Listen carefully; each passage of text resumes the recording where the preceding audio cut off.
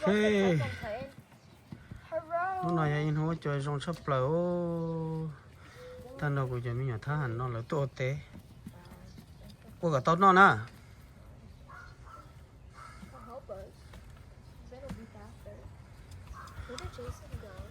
เขาก็ตัวเนี่ยเจนเราชอบเตะเท่าเตะเจนนู้นตัวจะเตะนั่นตรงก็จะเชื่อว่าต้นนะมีจุดต้นน่าเสียหยาจนนอนเลยล้วนนอนซื้อตัวเจ้าเต้นเลย Two is still like 16 breaths. nó có tụi nó tôi cỡ khá lệ rồi ta cho khá cỡ của té sẽ chỉ nó là cỡ của té suy xong sẽ vậy à That was funny. Yeah. Just like you, Leon, you're funny. next year last year Damn, oh my next god year's our last year. okay nó sẽ đó nó là của té đó là của té để là cá ba chỉ tao nó cho tôi là đo rau chứ của chó chỉ tao mới vô tao ta la lên thôi cho nên nó sẽ chết thầu nếu sẽ rong nó sao thì thầu tua mà nó thì tiệt thế nó thì tiệt thế nó ta thế rồi Oh, yeah, she was.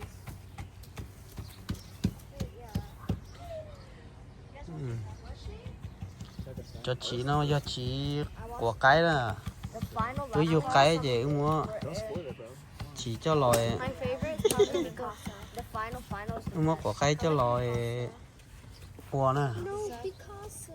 cho chị nó chỉ của cái chỉ mông đông nè cái chờ rau non xe trong hàng lối rồi That's literally your Roblox day 2, Eric. thấy anh nói duyên rau có một con xe thế cái tỏ thật tế lo một nó nè nó sẽ sắp lại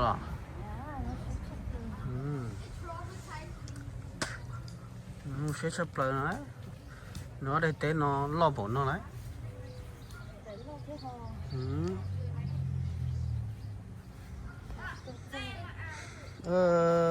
bao chê giờ với chia bên mong chê nhóm mình cả tế lọ tế đây như ả lô on thì nó sẽ lọ chà cô giờ tao muốn quay đây như tế cả giống xe bao chê giờ với chia bao khe chê cho mình xài thế mình nhá hai tia bé mong cá lì kể chay chê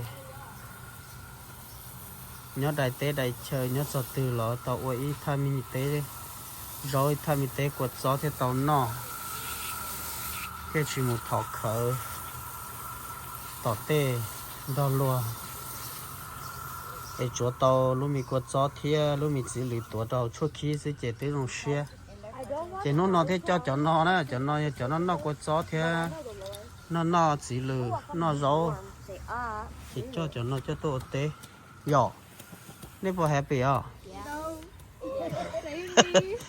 thực tế thì nói thực tế thì yeah chị chỉ nó thì lấy do ta lấy cũ thế nào nếu số xã thì ở đây như tế luôn nó giữ nó chỉ sáng nó nữa cho nhiều sang cá xa cho xong lấy tế mà quay rồi tế nó sẽ qua tế đây nhiều luôn nó sẽ là từ luôn tu sửa thế hả cho đa có mua lúa cho lúa có mua lò rễ nữa ta sử dụng sao tỏ tên nè tên chỉ tên bỏ tên giờ lúa tiề chưa dùng chuyển năng chưa tu lúa ấy thầu lúa tao tên mi đi mi tao mi bỏ cừ rồi tao tên miยังmi chua ô chỉ gió hayอยู่kia cho tên mi có gió chú lọ cho nhà cho trả chỉ yêu tại vì tôi mình chỉ yêu chẳng yêu gì mà lúc tới chuyện cái bỏ tôi rồi nó ô nó yêu ta yêu mà bỏ thì cha anh cho lỡ xe lỡ nhiều luôn sợ lỡ số kế đó to ta lỡ lo tê nhiều tê nó yêu xa tê nhỏ ta sư nó ta chỉ chỉ yêu kêu chỉ yêu kia đó cho cũ nó chơi cũ giờ tao ta làm nó xưa tới chỉ cho nó Sasa not the original what you chua nói tại mi tờ số họ chờ tiền luôn chẳng thế chỉ mua món măng gần thế chỉ mua kèm một cổ thế chỉ mua Stubborn as fuck. Check on it. Don't do his job. to to là một tua lỡ chẳng cái để tớ nó chỉ là thiệt ua nhưng sẽ mà o nhẹ đầy nó sẽ ta chỉ mua ấy nấu theo ok sao kiểu liều tế mà ô nên sao tí là tế mi bó rau You do. tế mi bruh. bó của You're gió supposed to. tế mi bó cừ Open the door, he's right there. tế mi chỉ thông của nhà ô tỏ lê tỏ tế lòi rồi hay là một kỳ nữa He's not even wearing gloves. là bao nhiêu mình chú mình chỉ Sweater.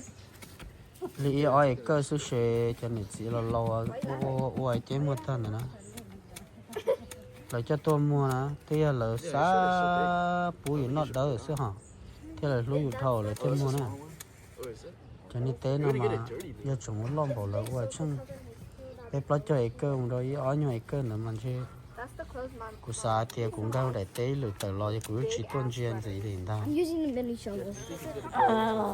ô li na ô cho rồi cho nên giờ Girl, chỉ you're not giờ going bắt anywhere. chơi What are you talking about?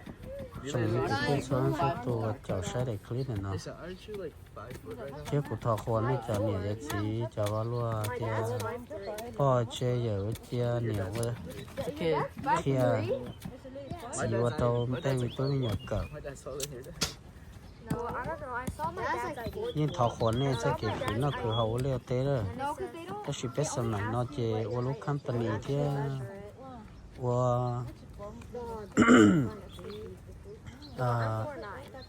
lao ở lửa giá nó số còn liều tế chỉ cho chơi sau đó nữa nè sao All this is right there. All this, mom. bây giờ giờ ua nó chỉ ua lên nó sao nó ua lên nè lấy tên nhau nó xứ cho được các bạn chít to em nó tươi giờ nó cho xí cho chỉ giờ là để cho bài xứ nó chỉ cho xí cho chỉ nên lo nữa And you didn't stop him? ua chỉ đâu đời xứ cho nên nó lo cũng mà thấy nó sao Damn. lỡ nhớ đâu xứ chỉ lỡ thế đi You freaking put Togo on my lâu ấy back. phải như nè nên nó còn lỡ dễ sống bôi nó You should have cái pushed tao him nó down and have to go on there. ok So you're not interested. ô lên đó mà xin gì đồ cho tôi nên cho tôi thả xe tiếc đi lo Didn't you get into conference? thọ này giả lúc gì nè ê Well, I didn't jump because they sau canceled it. sau And then khởi the next day, qua my teacher said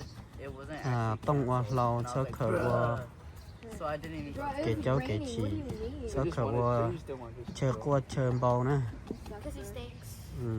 ở đây đó Bro, he does thả things. xe tiếc đi lo nhà mày nhà cỡ thâu thế nè nó mà lỡ qua té nó là sát chỉ sát vô ice cream cho lớn nó bò cá You want this one? We're gonna eat it yet. sẵn sàng tụi tôi mình xài khử cho bò bò sao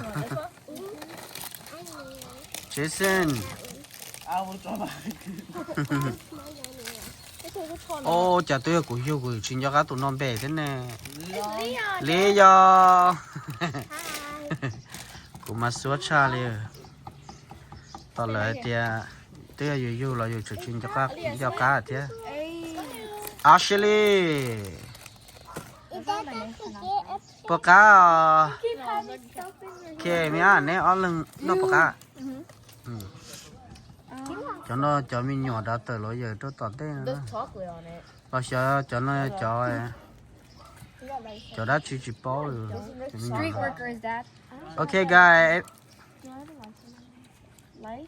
I don't have I'm so happy This is dirt. are you guys help me today I thank so much for you guys I don't have anything for you just only ice cream What are you gonna say?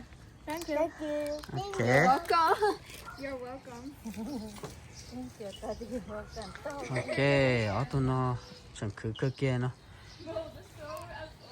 tụi nó nè giờ ít tuổi tòn tên nó giờ cỡ tía là ô vào ô chế thì lông mẹ chỉ chơi là một 3 万3 chế bây giờ anh thấy mi to Fish out. Chưa tới rồi họ tin cho tao nói problem mà. Oh, we're busy, yeah. Tụi nó là giờ tôi cần được share hình nè của tụi mình nhỏ nó.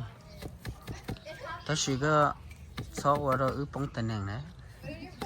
Hai tao cả tao đấy. Tao thấy chỉ tao lo xí cho cái cơ kia vậy mới tôi à. Okay, guys. Yummy. No. Why? Why? Very tired. Working this whole day, right? Forced labor. You ate everything no Is it yummy? Child labor. Yummy? no good. Okay. Still holding the receipt. Bye bye you guys, okay? Bye-bye. See you Switching in door. next video. Okay, so switching door. Okay, bye bye. Bye-bye.